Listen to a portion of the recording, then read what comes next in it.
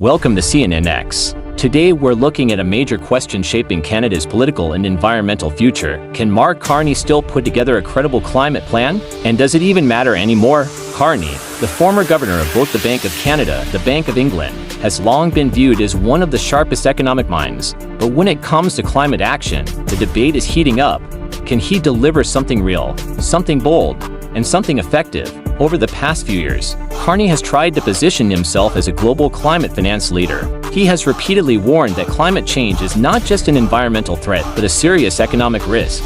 He pushed companies and governments to factor climate costs into their financial decisions. Supporters praise him for raising global awareness, but critics argue that his approach has been too slow, too cautious, and too friendly to big corporations. They say the world needs rapid emissions cuts, not just financial frameworks and long-term promises. Recently, Carney has stepped back into the political spotlight, especially as talk grows about his potential future role in Canadian politics. Some see him as a skilled policy thinker who could bring discipline and direction. Others remain skeptical, saying that a gradual or market-based approach simply isn't enough at this stage of the climate crisis. They argue that if Carney wants credibility, he needs to present a climate plan that is bold, aggressive, and backed by measurable timelines. So the first big question, can Carney actually produce such a plan? Insiders believe he can. He has the resources, the international reputation, and the technical knowledge. But credibility won't come from speeches alone. Both the public and experts want concrete targets, real deadlines, and clear strategies that actually reduce emissions, not just manage financial risk.